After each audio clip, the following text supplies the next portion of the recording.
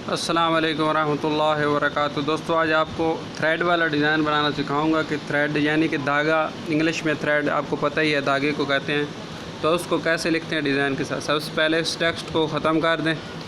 इसको ख़त्म करने के बाद कोई भी आप सादा सा या मिक्स कलर का बैकग्राउंड रख सकते हैं। मैंने आपको पहले ही मिक्स बैकग्राउंड कलर रखना बता दिया है, तो मैं कोई भी ये वाला एक सादा सा बैकग्राउंड रख लेता हूँ। या अगर फ्राम गैलरी से भी रखना चाहें तो रख सकते हैं, ये आप लोगों की मर्ज़ी है। काफ़ी सारे बैकग्राउंड मेरे पास गैलरी में मौजूद हैं। इनमें से अगर मैं कोई रखना चाहूँ तो वो भी रख सकता हूँ, तो इनमें से मैं एक रख देता हूँ। चलें,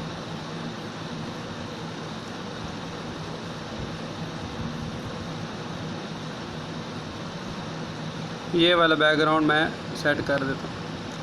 अच्छा, जैसे ही आपने बैकग्राउंड सेट कर लेना है, बैकग्राउंड सेट करने के बाद आपने क्या करना है, आप जो भी लफ्ज़ लिखना चाहे लिख सकते हैं, लेकिन क्योंकि मैं थ्रेड वाला डिज़ाइन बना रहा हूँ तो थ्रेड ही लिखना चाहूँगा। और कोशिश करें सारे लफ्ज़ बड़ी ABC में, कैपिटल जो है अल्फ़ाबेट्स में लिखें। इसको लिखने के बाद आप यहाँ पे सेट कर लें और उसके बाद आप फ़ॉन्ट पे चले जाएं। फ़ॉन्ट आपके पास अगर मौजूद हैं तो वो भी ठीक है। अगर आप चाहते हैं कि ये जो फ़ॉन्ट हमारे पास इधर मौजूद है इनमें से इस्तेमाल करना चाहें तो ये भी माशाल्लाह अच्छे फ़ॉन्ट हैं, इनमें से अभी आप इस्तेमाल कर सकते हैं। तो मैं इनमें से ये एक फ़ॉन्ट इस्तेमाल कर लेता हूँ, ये वाला। इसका मैं एक कलर रख देता हूँ फ़िलहाल ब्लैक। आप कोई भी कलर रख सकते हैं, ये आपकी मर्ज़ी है। इस तरह कलर रखने के बाद आपने इसको सिलेक्ट कर लेना। सिलेक्ट करने के बाद यहाँ पे आपको एक नीचे टूल नज़र आ रहा होगा, मास्क वाला। इस मास्क वाले टूल को आपने ले लेना है और बिल्कुल सीधा काटना है, बिल्कुल सीधा दोनों तरफ से। ये मास्क वाला टूल बहुत ही आसान है, इसको इस्तेमाल करना कोई मुश्किल नहीं है। जब आप इसको काट लेंगे तो ओके कर देंगे तो ये हिस्सा कट जाएगा। अभी भी थोड़ा सा गलत कटा है तो दोबारा एक दफ़ा मैं आपको काट के दिखा देता हूँ।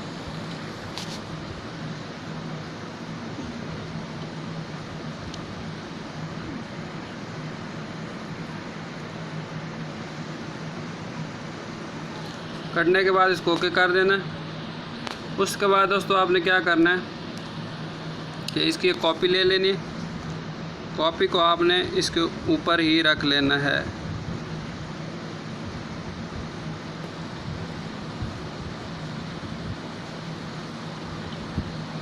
ऊपर रखने के बाद आपने क्या करना है, इसको सिलेक्ट कर लेना और दोबारा मास्क वाला टूल ले लेना है और इसको ओके कर देना है। और इसके बाद आपने क्या करना है, ये अब दो हिस्से हो गए। अब अगर आप कलर तब्दील करना चाहें, ऊपर वाले हिस्से का मैं लाल कलर रख देता हूँ, आपकी मर्ज़ी अगर आप लाल रखना चाहें या कोई और कलर रखना चाहें। और नीचे वाले का मैं रख रहा हूँ सफ़ेद कलर, ये भी आप लोगों की मर्ज़ी है, इसको जैसा रखना चाहें। रखने के बाद आपने इसको यहाँ पे सेट कर लेना।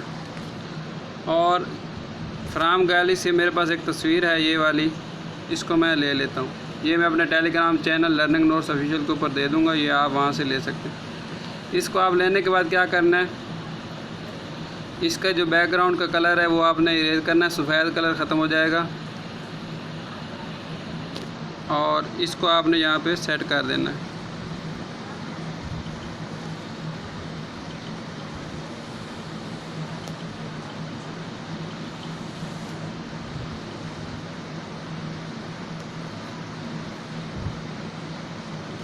इसको बराबर सेट करना है ताकि दिखने में लगे कि ये इसके साथ दोनों लफ्ज़ जुड़े हुए हैं।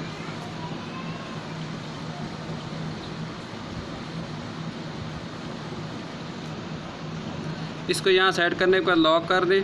अब ऊपर वाला लफ्ज़ भी सेट कर लें अपनी मर्ज़ी से यहाँ पे, और नीचे वाला लफ्ज़ भी पकड़ के यहाँ से मर्ज़ी से सेट कर दें। जब आपने इतना काम कर देना तो आपने इसको लॉक कर देना।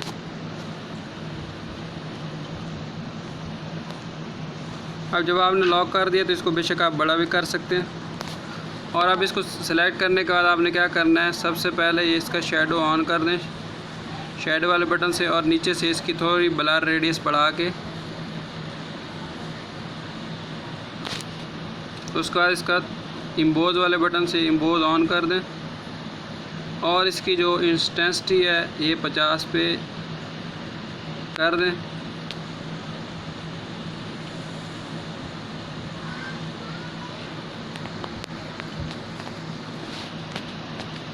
और बेवल को ज़ीरो कर दें। इस तरह आप करने के बाद आपने क्या करना है, ये आपके पास एक डिज़ाइन तैयार है। मज़ीद अगर इसमें आप कुछ 3D कर दें, इसको 3D वाला बटन ऑन कर दें और डेप्थ इसकी आप 5 पे रख दें। लेकिन आप दोस्तों एक बात गौर की होगी, ये जो इसका बैकग्राउंड है ये इसके साथ मैच नहीं कर रहा, तो मैं कोई और बैकग्राउंड ले लेता हूँ ताकि ये खूबसूरत नज़र आए।